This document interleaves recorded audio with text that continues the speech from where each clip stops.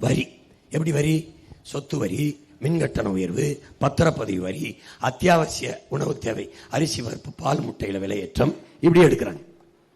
பத்தாக்குறைக்கு 10.5 லட்சம் கோடி கடன். ஐயா ஸ்டாலின் ஆட்சியில மட்டும் 5 ஆண்டுகளில் 5 லட்சம் கோடி கடன்.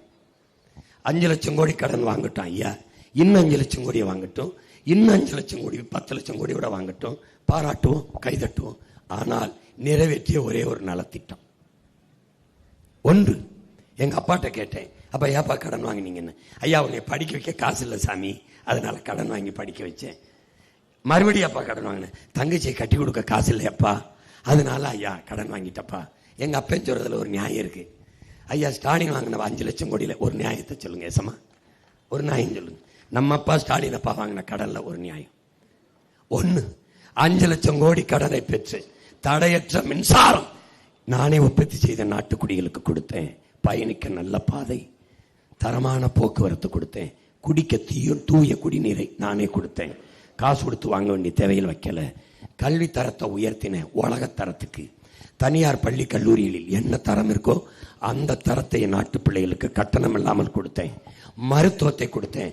எங்க அப்பா போல காவிரியில் படுக்காம, ஜெயலலிதா அம்மா போல அப்பளவில் படுக்காம, சாதாரண ஏழை தாய் தந்தையரும் அரசு மருத்துவமனையில் படுத்து அந்த தரத்திற்கு மருத்துவம் பார்க்கிற மருத்துவத்தை உயர்த்தி கொடுத்தேன். ஒன்று சொல்ல ஒன்று எது ஒன்றும் செய்யாமல் 5 லட்சம் கோடி கடன். ஏன்? ஃப்ரீ ஸ்கீம், எல்லாம் இலவசம்.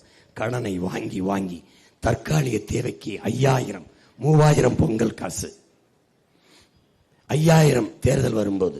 அதுல இன்னும் கொடுமை என்ன தெரியுமா? மாசம் மாசம் போடுகிற 1000 ரூபாயை உங்களுக்கு போட முடியாது, ஏனென்றால் தேர்தல் ஆணையத்திடம் அதிகாரம் போய்விடும். என்ன அக்கறை பாருங்க, எம்பிட்டு பாசம். போட முடியாது, அதனால மொத்தமா 3000 போட்டுறேன். அப்புறம் ஏப்ரல் மே சம்மர் வெக்கேஷன், கோடை விடுமுறை, கை செலவுக்கு உங்களுக்கு காசு வேணும்ல, அதனால 1000 2000 5000 போட்டுறேன். இப்போ இந்த மாசம் தான், இத்தனை ஆண்டுகள்ல இப்பதான் ஏப்ரல் மே வந்திருக்கு.